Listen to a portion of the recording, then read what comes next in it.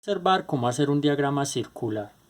Para hacer un diagrama circular, pues debemos de tener una tabla de frecuencias o al menos los datos organizados, ¿cierto? Del estudio estadístico. Lo que debemos de hacer es dibujar una circunferencia, pero esa circunferencia debe tener una cualidad. ¿Cuál va a ser esa cualidad? Que su radio sea un poco mayor a el total del diámetro del transportador. Observemos. Este es mi transportador, ¿sí? Entonces nosotros debemos de hacer una circunferencia un poco mayor a este transportador. Es más, se puede hacer del mismo tamaño del transportador. Entonces podemos, si lo quieren hacer con compás, pues ubicamos el centropunto del transportador y lo abrimos un poco más arribita. O lo podemos hacer delimitando nuestro transportador. Yo lo quiero hacer con mi compás. De esta forma yo obtendría mi circunferencia.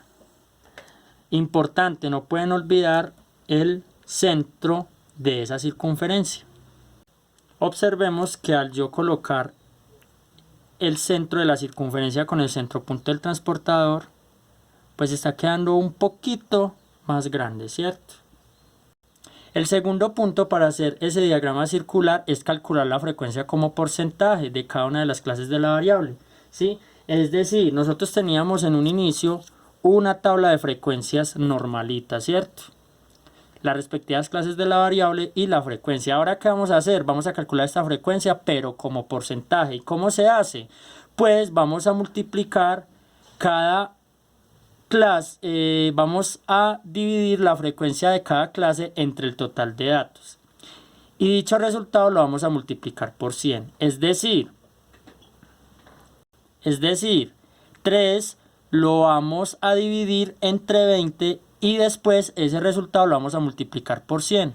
Para el segundo, 9 lo vamos a dividir entre 20 y luego lo vamos a multiplicar por 100 de la siguiente forma. Observemos, 3 dividido entre 20, 9 dividido entre 20, 7 dividido entre 20, 1 dividido entre 20. Ahí obtenemos estos resultados. Lo pueden corroborar con su calculadora o de forma manual. Ya tenemos dichos resultados, es decir, llegaríamos hasta esta parte, ¿cierto? Dividir la frecuencia de cada clase entre el total de datos, es decir, 20. Pero ¿qué pasa? Para pasarlo a porcentaje, vamos a multiplicar cada uno de los resultados por 100. 0,15 que fue el resultado de acá por 100, 0,45 por 100, 0,35 por 100 y 0,05 por 100. Recuerden que multiplicar por potencias de 10 es muy sencillo, de forma tal que hay que mover la coma decimal 2 espacios hacia la derecha. De esta forma se obtienen dichos porcentajes que lo vamos a colocar en una nueva tabla de frecuencias, sin olvidar estos datos. Tuvimos la tabla de frecuencia anterior y agregamos una nueva columna que dice frecuencia porcentaje y observemos bajo 15%, básico 45%, alto 35% y superior 5%. Entonces observemos que no es para nada complicado. ¿Qué pasa? Esta sumatoria de todos estos porcentajes nos tiene que dar 100 o aproximadamente 100. El tercer apartado que debemos de tener en cuenta es calcular la cantidad de grados a los que le corresponden a cada una de las frecuencias. ¿Cómo así? Sí, resulta que nosotros tenemos unas frecuencias, pero con esas frecuencias es muy complicado nosotros, digamos, saber qué cantidad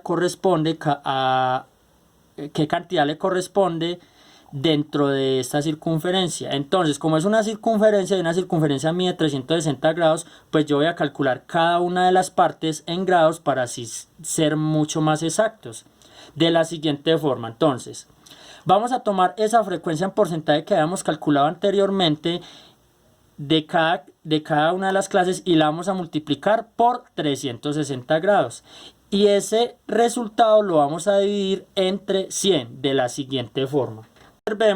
Observemos que aquí hemos hecho este proceso, ¿sí? Entonces es importante que tengan en cuenta esta parte y esta parte.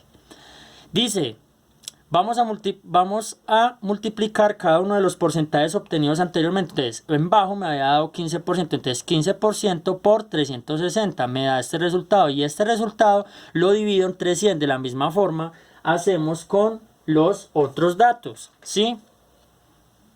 45% por 360 y este resultado que me da, acá hay una equivocación, acá me da 16.200, ¿sí? Lo divido entre 100 y de esa forma yo obtengo la cantidad de grados. Vamos a mirar con el 35%. Entonces 35% por 360 me da 12.600 y ello lo debo dividir entre 100 y así obtengo la cantidad de grados. Y así hacemos con el 5%. Pueden pausar el video y observar cada uno de los respectivos datos. De esta forma nosotros organizamos de nuevo estos datos en la tabla de frecuencias anterior, es decir, esta. Entonces nosotros obtendríamos la siguiente tabla de frecuencias.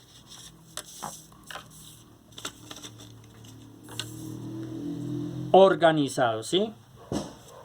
Entonces observemos que allí estarían ubicados los grados. Entonces para abajo 54 grados para básico, 162 grados para alto, 126 grados y para superior 18 grados. Observemos que acá tenemos. Entonces siempre que si nosotros deseamos hacer un diagrama circular, pues vamos a tener que realizar esta tablita de frecuencias completa. La variable, la frecuencia como porcentaje y la cantidad de grados que me representa ese porcentaje de frecuencia.